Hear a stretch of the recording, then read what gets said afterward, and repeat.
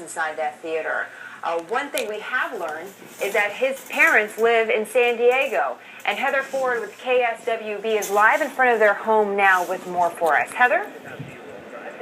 Good morning. Yes, this area is called Rancho Penasquitos. It's a nice area in San Diego. And what we know right now is his mother of James Holmes is still inside that house. San Diego police officers have been in and outside of the house this morning. They have issued a statement from the family. What we've learned this morning is that the father, who was also escorted out by police this morning, was taken to the airport and is boarding a plane as we speak. If you take a look around, you can tell that San Diego police officers are still outside of the scene here, and they will be, and as the media stands by and waits for anything else from the media and from the family. What I'd like to share with you guys this morning is a statement from the family. They've said our hearts go out to those who are involved in this tragedy and to the families and friends of those involved. They've asked for their privacy and their respect.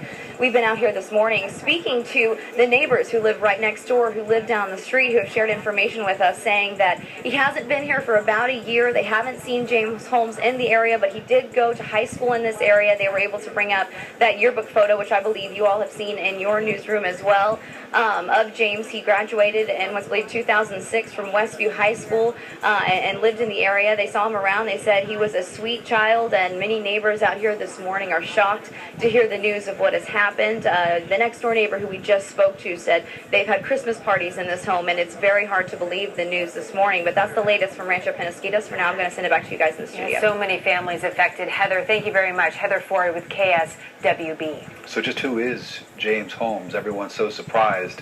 And isn't that always the case in situations like this? You hear about someone carrying out a horrific crime and people are shocked because so-and-so was just such a normal person. But let's learn more about him, and we will learn more throughout the day. Trace Gallagher tracking down some details for us out in our West Coast newsroom. What have you learned, Trace?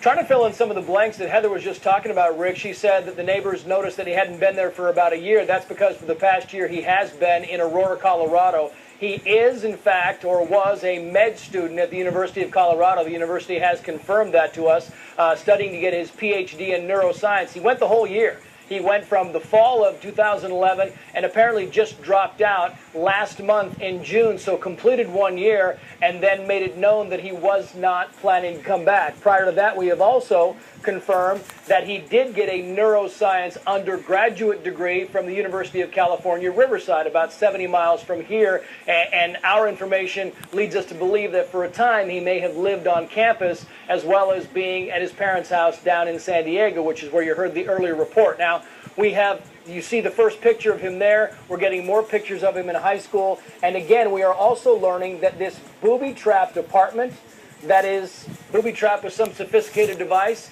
is now apparently being looked at and studied by firefighters who our sources on the scene tell us the fire department is pulling out the hoses and putting the hoses close to the scene there. Now, Rick, I have no idea exactly what they would use the hose for. They said earlier they're going to try and detonate this device. It's unclear whether that's a good or a bad idea because at last check they still had yet to identify exactly what this device was. As for James Holmes, we do not know that he has any kind of weapons permit. We certainly know that he has no concealed weapons permit. He has no hunting license or fishing license, and yet when they found him outside the theater, he was carrying 4 weapons: a semi-automatic rifle, a shotgun, and 2 handguns. And on top of that, inside his apartment, they found buckets and buckets of ammunition. He has no connection whatsoever